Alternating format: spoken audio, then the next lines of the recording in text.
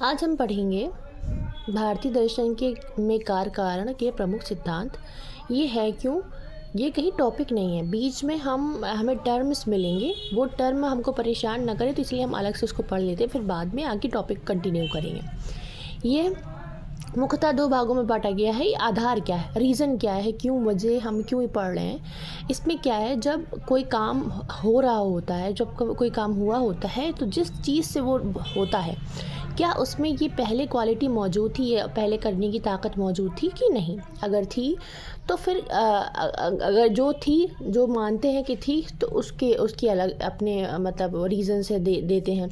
जो ये मानते हैं कि रीज़न्स नहीं था पहले, तो वो अपना अलग रीज़न देता है।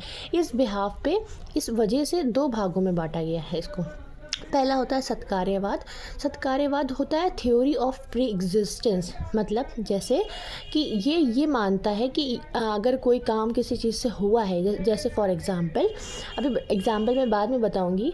फिर होता है दूसरा पार्ट आता है जो ये मानता है कि पहले से कोई काम, अगर कोई चीज़ से कोई काम, नया काम हुआ है, तो ये उसमें मौजूद नहीं था, इसीलिए असत्कार्यवाद कहते हैं, theory of non existent effect. अब देखिए, अगर आप हिंदी में पढ़ेंगे तो शायद थोड़ा सा पढ़ने में कंफ्यूज हो। हिंदी में अगर इंग्लिश का मतलब भी समझेंगे, प्री एग्जिस्टेंस, प्री का मतलब होता है पहले, एग्जिस्टेंस का मतलब होता है मौजूद होना, और नॉन एग्जिस्टेंस का मतलब होता है, नॉन का मतलब नहीं, एग्जिस्टेंस का मतलब। ऐसे करके आपको बहुत सारे टर्म याद करने की ज़रूरत नहीं पड़ेगी, आप इंग्लिश में देख के समझ जाएंगे, ठीक है। पहला होता है सत्कार्यवाद। सत्कार्यवाद क्या होता है, थ्योरी ऑफ प्री एग्जिस्टेंस। ये मानता है कि इसके अनुसार काम कोई पहले से कारण में मौजूद है और मौजूद रहा होगा। इसकी मात्रा कम या ज़्यादा हो सकती है, काम केवल कारण का बदला हुआ या अभिव्यक्त रूप है। अब बहुत नॉर्मल से एग्जांपल है रबड़ का पेड़, ठीक है। ये इसको मानते हैं कारण, जिससे वो चीज़ निकली है, से निकला क्या, रबड़। रबड़ को माना प्रभाव और रबड़ का पेड़ को माना कारण। अब क्या कहते हैं ये लोग, कहते हैं कि अगर रबड़ का पेड़ नहीं होता तो रबड़ थोड़ी ना निकल के आती, इसीलिए इसको कहते हैं कि यहाँ पर रबड़ के पेड़ में रबड़ की जो क्वालिटी है वो पहले से मौजूद थी, तो इसीलिए यहाँ पर ये प्री एग्जिस्टेंस, कारण में ही कार्य पहले से जो प्रभाव है वो मौजूद था, बस ये है कि आपने थोड़ा लेट जाना, इसकी मात्रा कम ज़्यादा थी, इसलिए कारण में देखिए पहले से था वो चीज़, तभी निकली, आपको बाद में पता चला, आपको निकालने का तरीका बाद में पता चला, ठीक है।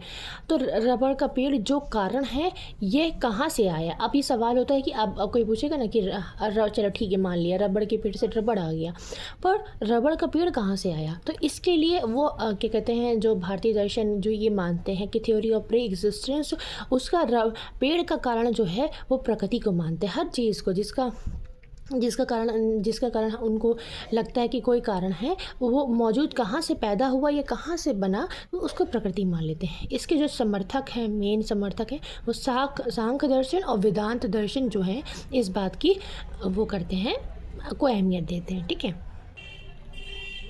अब क्या कहते हैं, दूसरा पार्ट बनता है, इसको कहते हैं असत्कारवाद, a theory of non existence effect. असत्कारवाद थ्योरी ये मानता है कि इस कार्य कारणता सिद्धांत के अनुसार कार्य कारण में पहले से मौजूद नहीं था, ये है जो बनकर आया है, ये किसी भी चीज़ की नई शुरुआत है, इस कारण से इसको आरंभवाद भी कहते हैं। देखिए, जैसे एग्जाम्पल, क्वेश्चन आंसर, यहाँ से सवाल बनते हैं, जो ये अंडरलाइन पोर्शन दिख रहा है, अगर ऑब्जेक्टिव वो हो रहा है, एग्ज़ाम हो रहा है, तो ये सवाल बनता है कि असत्कारवाद किसको मानता है, या आरंभवाद, असत्कार का दूसरा नाम क्या है, आरंभवाद, ऐसे करके बन सकते हैं, ठीक है। जैसे रबड़ का पेड़ हुआ था, से रबड़ बना है, लेकिन वो ये कहते हैं कि आप पहले जानते ही नहीं थे कि रबड़ के पेड़ से रबड़ निकाला कैसे जा सकता है, ठीक है। तो इसलिए ये नया काम है और इसीलिए नई शुरुआत है, इसके कारण इसको ना आरंभवाद कहा जाता है।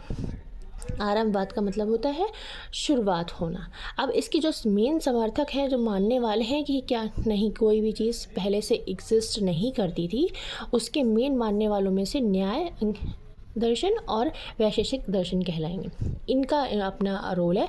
यहाँ से आप अगर लोग थ्योरी वाले क्वेश्चन हैं तो डायरेक्टली ऐसे बना के लिख सकते हैं, और अगर अदरवाइज जैसे ऑब्जेक्टिव क्वेश्चन होंगे तो ऑब्जेक्टिव क्वेश्चन आंसर का एग्ज़ाम होगा, तो आप यहाँ से क्वेश्चन ऐसे ध्यान से अगर पढ़ेंगे तो आपका बन जाएगा। Thank you.